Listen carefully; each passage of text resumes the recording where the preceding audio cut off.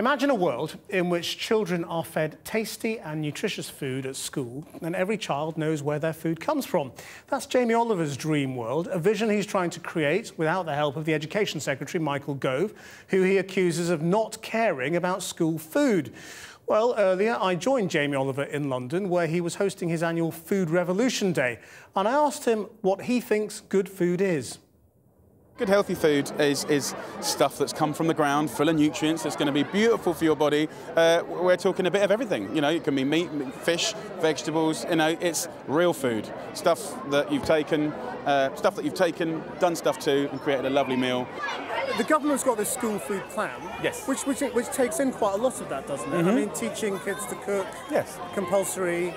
Now, you want kids to stop taking packed lunches to school altogether, don't you? Why is that? Well, first and foremost, I've got nothing against the packed lunch per se.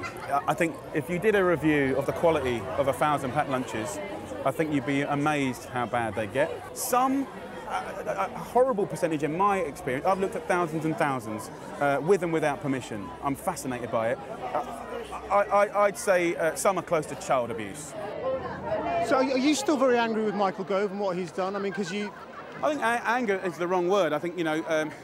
well, you were fed up, weren't you? I mean... I disagreed with Michael Gove about losing the nutritional standards, the nutrient-based standards in our secondary schools.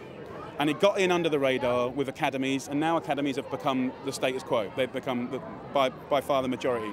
Do you think they dumped you because you were associated with the last government? Is that, I mean, they just wanted their own version and their own people to front it, which is why they've got Henry Dimbleby and everyone else. In the last government, the Conservatives were also supporting me to get it through Labour. So I don't think it was that. I think that Mr Gove has a vision that if you take away red tape, it promotes excellence. Now, look, anyone watching this, no one likes to be told what to do. We all like to be free spirits. But at the end of the day, the dude that drives your kid to school, right, has been tested. You know, he has to wear a safety belt, law. You know, the water that comes through the tap has checks, law. The nurses that look after our patients, there's standards to, you know, why at a time of an obesity crisis in this country would you take away the one thing where the most powerful use of the British pound, feeding our children 190 days of the year from the age of 4 to 18. Why would you take that? Why would you dissolve those standards? You said something at the weekend that got a lot of people excited. You said UKIP have got your interest. Now, why have UKIP got your interest? I don't know if I said that. Doesn't sound like me. What I said was, I quite like the way they've mixed it up a bit. You know, I'm not an expert in politics. I only know cooking and a bit of school lunches. But I also feel, you know, I haven't, since I've been sort of political with school dinners, I've never voted. I've stayed apolitical because I've always wanted to talk in the eye, you know, to whoever I'm talking to. And that's got more complicated over the years. But I do think that it's really hard to be British and clear about who I'm voting for. It's all become a bit of a mush.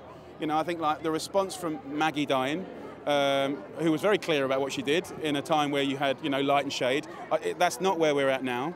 I think UKIP, I don't know anything about them. I can't support them, I certainly don't support them, but I like the way they're going to make everyone go back and be clearer about what on earth it is that they're saying. I employ nearly 5,000 people in a recession. It's really tough at the moment, and trying to create jobs, trying to be optimistic, trying to push through.